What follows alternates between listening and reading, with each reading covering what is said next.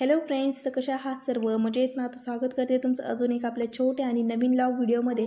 तसंच आपल्या चॅनलमध्ये सुद्धा, ज्याचं नाव आहे पूजा जाधव व्लॉग. तर थंबनेलवरून तुम्हाला आयडिया मिळालीच असेल की आजचा आपला व्लॉग कशावरती होणार आहे. तर चला तर मग जास्त वेळ वाया न घालवता आपल्या व्लॉगला स्टार्ट करूयात. आणि जे काही म्हणजे प्रत्येकाच्या घरातल्या लेडीची सुरुवात ही सकाळची किचनमधूनच होत असते. तर माझी इथे किचनपासूनच सुरुवात झाली आहे. तर म्हटलं की जे रात्रीचे काही भांडे वगैरे होते तर ते सगळे अगोदर लावून घेते, जेणेकरून मग आपल्या स्वयंपाक वगैरे करायला थोडीशी जागा होईल तिथे किचनवरती. मग तेच मी सगळे भांडे वगैरे ट्रॉलीमध्ये सेट करत होते. आणि मग म्हटलं की जसं होईल जसं मी बाकीचं काम जे काही आवरणार आहे तर ते तसंच तुमच्यासोबत शेअर करेन. कारण की आज मी एकटी आहे स्वयंपाक वगैरे बनवायला. तर माझी जाऊबाई पण आहे, पण ती सध्या गावी गेलेली आहे, त्याच्यामुळं मग मीच होते. तर म्हटलं की चला माझ्या म्हणजे पिलूला सांभाळून मी एकटी घरी असल्यानंतर मी कशा पद्धतीने माझं किचन घर वगैरे सांभाळते, तिला कसं सांभाळते, तर ते तुमच्यासोबत शेअर करता येईल. आणि इथे तुम्हाला तिचा आवाज येत असेल तर तीही आहे इथे खेळू राहिली आहे, त्यामुळं मग तुम्हालाही तिचा आवाज येईल. तर थोडंसं ॲडजस्ट करा ते. तर इथे मी सुरुवात केली भाजी वगैरे बनवायला. तर करडीची भाजी होती आज बनवण्यासाठी. म्हणजे बरंचसं होतं. आणि कसं होतं ना की भाजीपाला जर जास्त असेल ना भाजीला, तर तेव्हाही कळत नाही की काय भाजी बनवायची, आणि नसेल तर मग तेव्हा तर कळतच नाही की काय बनवायचं. आणि नसल्यावर तरी आपलं डोकं म्हणजे काय म्हणतो ना आपण, काहीतरी ॲडजस्टमेंट करतो, काहीतरी डोकं चालवतो. पण असल्यानंतर तर असूनही आपलं काही डोकं चालत नाही, म्हणजे काय बनवू आणि काही नाही. म्हणजे काय होतं, ह्याला हे आवडत नाही, त्याला ते आवडत नाही. आणि जी भाजी बनवतो ती पुरण का नाही, काही भाज्या कोरड्या बनवल्या तरच चांगल्या लागतात, काही पातळ बनवल्या तर चांगल्या लागतात. आणि कसं प्रत्येकाची चॉईस पण वेगवेगळी असते, त्यामुळं मग ते सगळं डोक्यामध्ये ठेवून मग भाजीला मी निवडत असते दररोज सकाळचं. आणि थोडंसं डिस्कशन करून होत असतं आमचं, काय भाजी बनवू काही नाही. मग दोघींचं थोडंसं डिस्कशन झाल्यानंतर मग ती भाजी बनवायला घेत असते मी. आणि कधी कधी मग जर नसेल पुरण्यासारखी तर मग दुसरी पण भाजी बनवत असते, किंवा कुणाला न आवडण्यासारखी भाजी असेल तर मग तेव्हाही दुसरी एखादी भाजी बनवायला घेत असते. तर आज मी ते बनवली करडीची भाजी. तर आता सध्या भाज्यांचा सीझन भरपूर आहे, मेथीची भाजी, करडीची, शेपूची तरी नाही आहे सध्या अजून, पण आता थोड्या दिवसांनी शेपूची भाजी येईल बाजारात. मग करडीची आहे तर ती भाजी होती, म्हणजे एक गड्डी होती आणि भरपूर मोठी होती. पण करडीच्या भाजीचं कसं असतं, जरी मोठी जरी असली तरी फक्त आपण त्याची पानं वगैरे घेतो, त्यामुळं मग ते पानं वगैरे शिजल्यानंतर एकदम थोडीशी भाजी होते. तर इथे मग मी उकडून भाजी करणार आहे. काही डायरेक्टली भाजी निसतात आणि मग तशीच करतात. तर मला तशी नाही आवडत. तर मग म्हणलं की त्या पद्धतीने नाही करत, मग जशी मला आवडते त्या पद्धतीने मग करूयात. मग तशी छान लागते आणि सगळे म्हणजे आवडीने खातात. आणि ती भाजी जर बनवली ना अशी तर ती उरतही नाही आमच्या घरी, म्हणजे सगळ्यांना पुरते पण. तर त्यामुळं मग म्हटलं की चला उकडून घेऊन मग त्यानंतर आपले मसाले वगैरे टाकून मग फ्राय करून घेता येईल, थोडीशी नॉर्मल तेलात परतून घेऊन तशी बनवूयात. तर मग इथे त्याचा मी मसाला वगैरे काढत होते. आता थोड्याशा मिरच्या वगैरे घेतल्यात मी, आणि तसंच मग थोडासा लसूण वगैरे टाकून. आणि कसं एकटी जर असले तर मग मी म्हणजे जितका पटपट होईल तितकं हे करत असते. तर मग एरवी काय होतं, जर थोडं निवांत असेल तर मग मसाला वेगवेगळा काढण्यात येतो. शक्यतो भाजी वगैरे जर असेल तर मग थोडासा टाईम वाचवायचा जर असेल तुम्हाला, तर मग तुम्ही असं डायरेक्टली म्हणजे आपण मिरची वगैरे घेतल्यानंतर सेपरेटली काय काढायचं नाही, त्याच्यामध्येच अगोदर थोडीशी मिरची वाटून घ्यायची, त्यानंतर थोडे लगेच शेंगदाणे वगैरे ॲड करून लगेच मग ते एक थोडेसे बारीक करून घ्यायचे. आणि भाज्यांना कसं ना, जे जास्त बारीक शेंगदाणे चांगले नाही दिसत, तर या भाजीला पण तसेच थोडेसे आबोडदोबड ठेवलेलेच छान वाटतात. तर मग मी जास्त काही ग्राइंड करून नाही घेतलेले, थोडेसेच केले.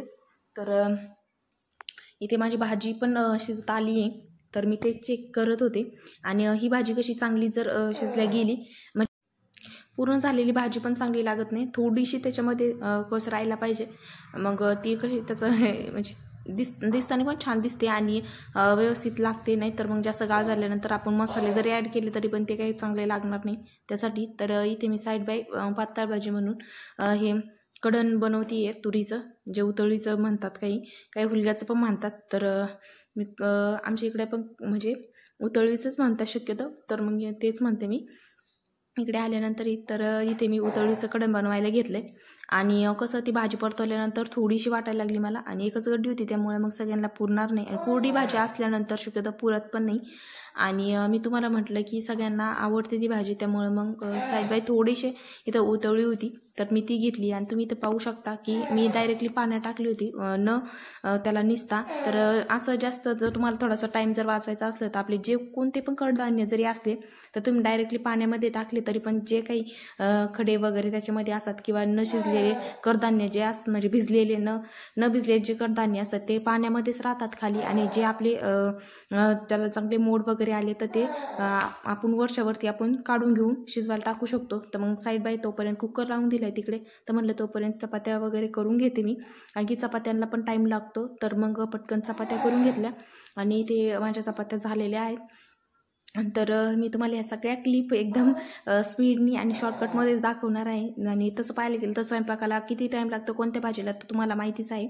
तर त्यामुळे मी इन डिटेल पूर्ण काही हे नाही घेते, म्हणजे शूट करण्यात आलं आहे सगळं, पण मी तुम्हाला स्पीडनीच दाखवते कारण की तुमचा पण जास्त म्हणजे वेळ घेणार नाही मी आजच्या व्हिडिओमध्ये.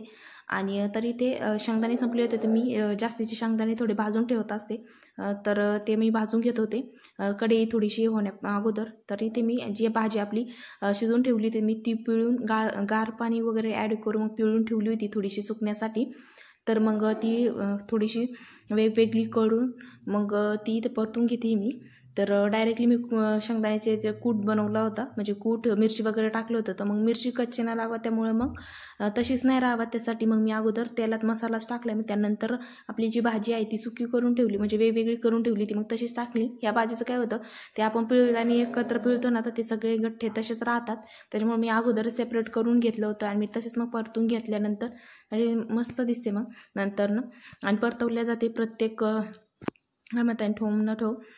तर इथे मी जे आपल्या उतळीचं कडण होतं तर मग तेच मी हे केले आणि त्यामध्ये फक्त थोडा शेंगदाण्याचे कूट वगैरे ॲड करून मग ते पण थोडंच बनवायचं होतं, आम्ही जास्त कोणी नव्हतं त्यासाठी. तर आपला स्वयंपाक वगैरे झाला आहे. मग आता मी घेतले किचन वगैरे साफ करण्यासाठी. आणि त्या अगोदर म्हटलं जेवढे मी भांडे वगैरे गोळा करून ठेवले होते ते अगोदर धुवून घेते, मग त्यानंतर पूर्ण किचन जे आहे ते मग सगळं घासून वगैरे घेता येईल. गॅस वगैरे पण घासायचा असतो त्यामुळं मग पूर्ण किचन मग भांडे वगैरे झाले की मग पूर्ण भांडे खाली ठेवून मग आपलं किचन व्यवस्थित साफ करता येतं. आणि कसं किचन पूर्ण मोकळं केल्यानंतर पूर्ण याच्यावर पाणी मारून मग ते एकटी मग बेसिंगमध्ये टाकता येतं आपल्याला. नाही तर मग त्याच्यावरती भांडे ठेवले तर मग जे आपण धुवून घेतो ते पुन्हा मग भांड्यावरती म्हणजे उडू शकतो. त्यामुळे मग मी अगोदर भांडे घेत असते साफ करून. मग त्यानंतर मग इथे किचन वगैरे सगळं धुवून घेतलं आता मी.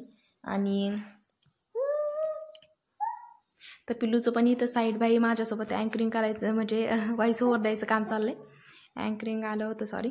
तर इथे अशा पद्धतीने माझा सकाळचा स्वयंपाक आणि किचन वगैरेचं सगळं काम आवरून झाले. आणि कालच्याला थोडा आमच्या गावचा बाजार होता तर मग बाजारात जे काही भाजीपाला वगैरे आणलं होतं तर मग तेच सोडून ठेवते मी इथं. आणि संध्याकाळचं कसं टाईम होतं मग संध्याकाळी नाही सोडत, मग सकाळचं सोडते. आणि सध्या आमचं फ्रीज बंद पडलेलं आहे त्यामुळे मग ते भाजीपाला ठेवण्याची जी ट्रॉली आहे ना तर त्याच्यामध्येच सगळं भाजीपाला ठेवत असतो आम्ही. तर मग जो म्हणजे काही भाजीपाला पिशव्यांमध्ये ठेवल्यानंतरही व्यवस्थित राहतो, म्हणजे सुकत नाही जास्त. तर बटाटे वगैरे काही मग ते असेच ठेवत असते. आणि भाजीपाला वगैरे ठेवल्यानंतर मग थोडासा झाडू मारला म्हणजे पूर्ण म्हणजे नंतर किचनमध्ये यायलाच नको, फक्त जेवणाचं घ्यायचं आणि चहा वगैरे बनवायचं असलं तरच. तर इथे पूर्ण अशा पद्धतीने माझं किचन वगैरे सगळं आवरून झालं आहे आणि तुम्ही पाहू शकता ते पटपट आवरलं एकदम. आणि पिलूला घेतलं का तर पिलू पण थोडीशी रडत होती नंतरनं. म्हणजे माझे जे आजसासरे आहेत तर त्यांच्याजवळ दिलं होतं तिला आणि बाकी ज्यांचं काम चालू आहे तर त्याच्यामुळे मग सकाळ सकाळ सगळेजण असतात. मग मधल्या टाईममध्ये 9 ते 10 पर्यंत कोणीच नसतं. मग तो पण तेव्हाच मग आपला पण कामाचा टाईम असतो. तर मग आणि किचनमध्ये असल्यानंतर मग मला जास्त वेळ देता येत नाही तिला शक्यतो. तर मग त्यामुळं मग स्वयंपाक वगैरे झाल्यानंतर अगोदर मी तिला घेत असते सकाळचे, मग औषध वगैरे मग देऊन घेत असते लगेचच. म्हणलं तिचं पण ती बऱ्याच वेळची रडत होती घेण्यासाठी तर मग तिला घेतलं अगोदर, तिला शांत केलं. आणि इथे पाहू शकता तिचं खूप म्हणजे आवाज येत असेल तुम्हाला तर थोडासा हे करा तो. तर इथे मी तिला औषध वगैरे देत होते. तर तिचं कसं आहे मनावरती आहे, म्हणजे मूडवरती आहे.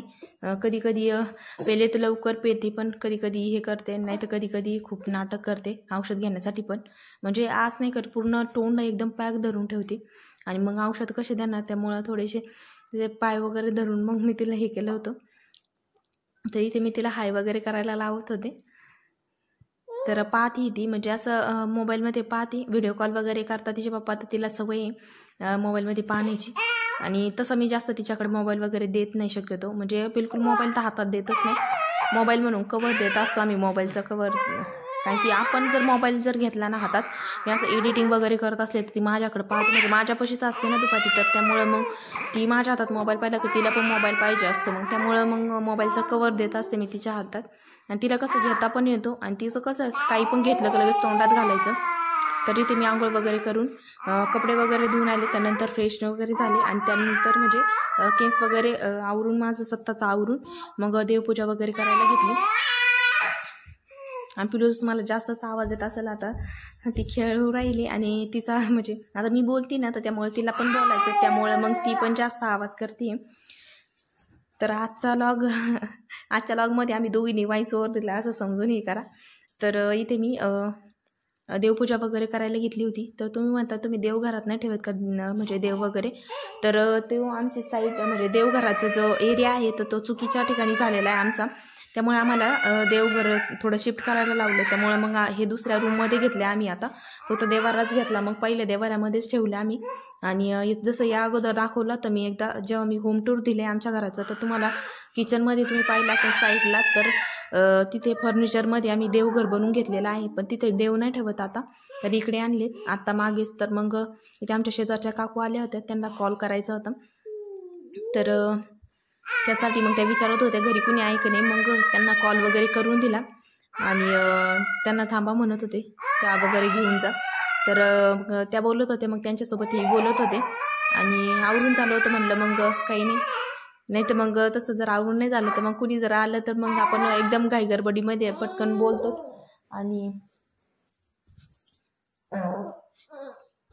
तरी ते माझी झाली होती देवपूजा. तर म्हटलं देव वगैरे अगोदर मी धुवून वगैरे घेत असते. त्यानंतर मग कोणतीही पूजा मांडायची असली किंवा देवांची जरी पूजा करायची असली तरी अगोदर आपण दिवा वगैरे लावून घ्यायचा, मग त्यानंतरच देवपूजा मी करत असते. म्हणजे बऱ्याचशा ताईंना माहिती असेल, आणि मलाही मागच माहिती झाली, मला काही अगोदर माहिती नव्हतं. आणि मग तेच तुमच्यासोबत सांगते. जर कोणाला माहीत नसेल तर मग कसे थोडीशी इन्फॉर्मेशन भेटते, पण माहिती पण होतं.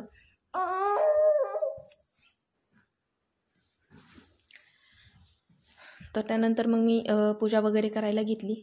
त्या काकूही गेल्या होत्या. मग त्यानंतर मग मी बाकीची पूजा वगैरे करून घेतली. म्हणलं पटपट आवरून घेऊ. आणि काही नव्हतं, फक्त पिलूला नंतर पिलू पण झोपलेली होती. उठल्यानंतर फक्त मग तिथं पाहिजे कसं, मग ती उठल्यानंतर लगेच जास्त रडते, तर मग तिला लगेच घ्यावं लागतं. आणि तसं जर जागी जर असली तर मग काही नाही, पण झोपलेली असली तर मग ती थोडं तिथं थांबावंच लागतं लगेच उठल्यावरती. तर मग मी जास्त वेळ तिला म्हणजे हे रडून नाही देत. काय होतं मग कसं त्यांना तशी सवय लागते जास्त रडण्याची पण. तर मग त्यासाठी तरी ते सकाळ सकाळ पूजा करून घेतली ना, तर मग आपल्यालाही फ्रेश वाटतं. आणि आमचा सगळा स्वयंपाक वगैरे आवरून जास्त काही टाईम होत नाही दररोज. तसं तर दोघी जणी जर असलो तर आमचा 8:30 वाजेपर्यंत स्वयंपाक होतो. त्यानंतर लगेच आंघोळ वगैरे करून आवरून तर 10ला तर सगळं काम पण आवरतं. आणि आता पण 10:30 झालेले, तर 10:30 पावणे 11 होत आले असतील मला असं वाटतंय. तर हे सगळे देवपूजा वगैरे करून झाली. आणि तुळशीसाठी मी अगरबत्ती वगैरे घेत होते. तर मी